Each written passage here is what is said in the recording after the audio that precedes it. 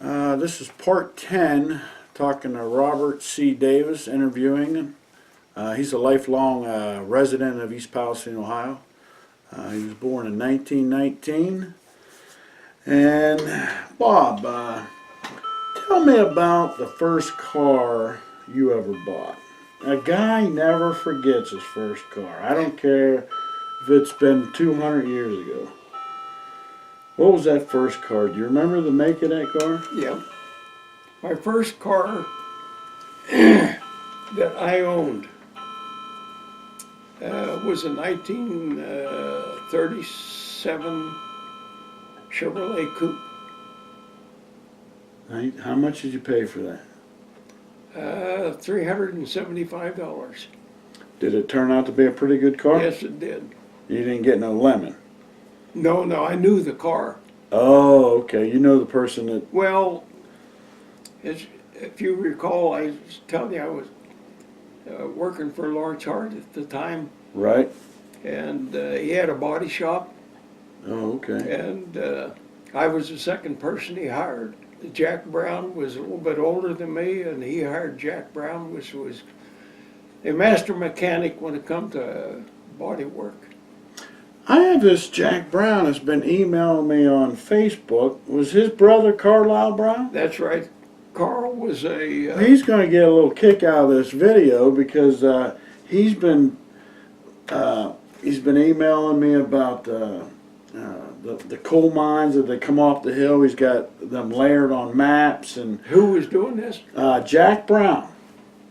You know Jack, huh? How long ago? Just a couple days ago. No, that's somebody different. Oh, it's a different Jack Yeah. Brown? Probably a relative. Jack Brown's older than him. Oh, Jack okay. Brown, and... Did he have a son named Jack? what was his son's name? Jack. He had a couple sons. He had a Or did Carlisle Brown have a... Well, Carlisle was Yeah, but- Jack's older brother. But was there a son named Jack too? Yes, there was a son named Jack and a son named, I'll think of it, He's the one that was interested in race cars. Jack and Rick.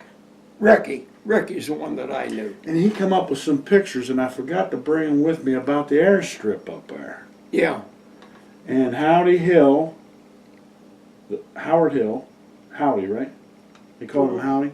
Howdy Hill and a few other guys are in this picture well, up at the airstrip. that's Rockenberg's airstrip. No, this was Ferris's. Hmm? They have pictures of Ferris's. Well, They had a bright yellow, like small engine plane. yeah, Do you remember a bright yellow plane? These were very old pictures. well, 60s? I don't remember Howdy being up at the Ferris airfield. He was out of Rockenberg's. No, he wasn't there with a plane. Hmm? He wasn't there with a plane. He was just standing there. Oh, he there was was- like 8 guys, 7, 8 guys in the picture. Yeah, that's possible, sure. So this Jack Brown that I've been talking to is the one coming up with all these airstrip, the maps and stuff. Yeah. Probably He's Jack. very knowledgeable. Whoever, I haven't met Jack Brown, but Well, the Jack Brown that I knew would be my age. He'd be older than me, about maybe a year or two older than me. oh, okay. And when Lawrence Hart started that business, he hired Jack Brown.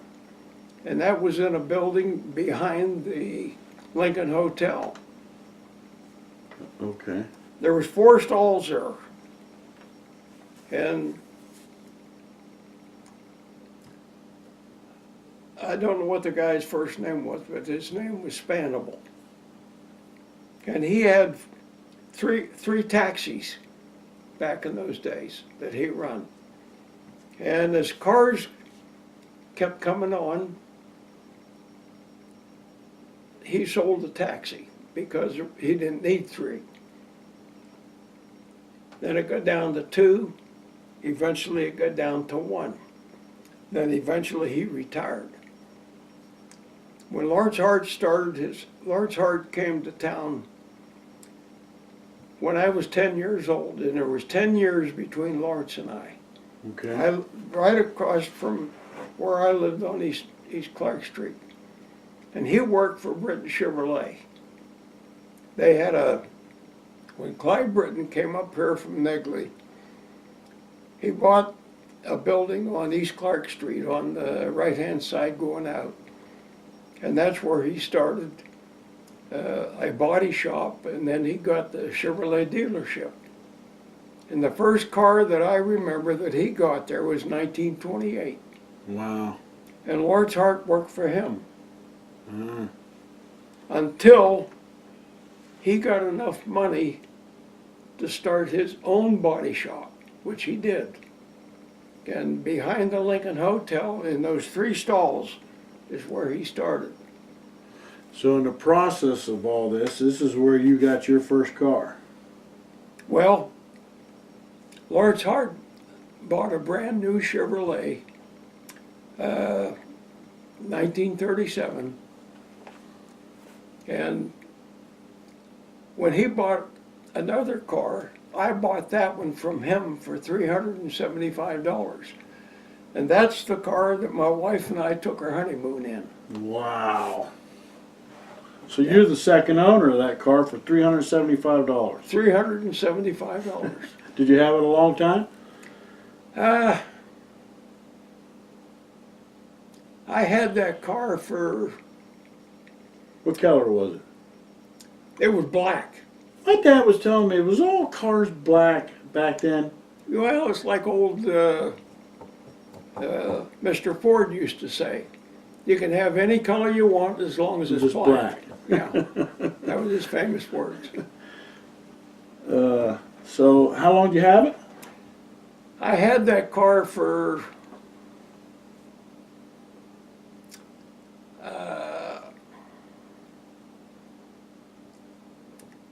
to tell you the truth, I don't remember how long I had it, but my second car was a 1938 Chevrolet that I bought from Paul Murray. And he was a parts manager for Britton Chevrolet. Now this 37, 38 car, it didn't have the rumble seat, did it? Did it have the rumble seat in the back? No, it just had a trunk in the back. Oh, okay. Huck McGath had a Model A Ford. And on the sides, in the fenders, it had 2 extra tires, wheels and tires. Mm-hmm. And that car had a rumble seat. And I had 17 cents for gasoline, and Huck had the car. So him and I would toss a coin when we went out to see who got the rumble seat. Sometimes I won, sometimes I didn't. Was the rumble seat a place you wanted to be or not be? Oh, with your honey, why not? Oh yeah, out there with the wind blowing. And did it have a hard top on it too? Oh, yeah, well, it wasn't a hard top, it was a leather top. Oh, okay. You could roll the top back if you wanted to. Was that was it a stick shift? Yeah, Stick yeah, shift. yeah.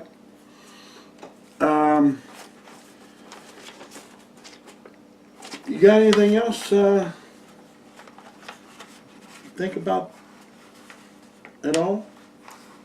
Oh, I've run out of questions over here on the paper, and well, I thought maybe you got a quick story or something.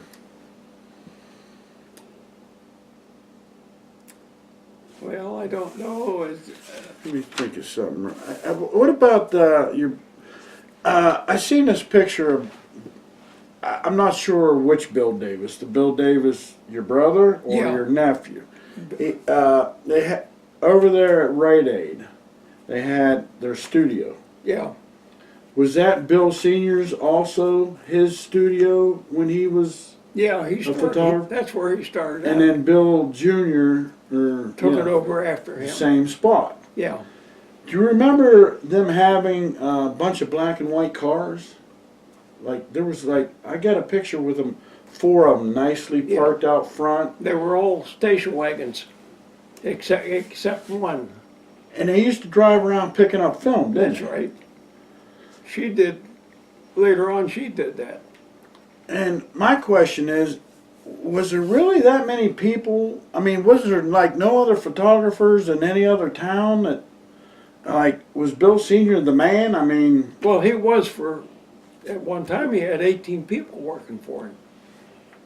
And they sent these cars out every day, just to pick up film. pick up film and drop off film. They bring it in and process it overnight. People's taking that many pictures back then? Oh, yeah. Every day you got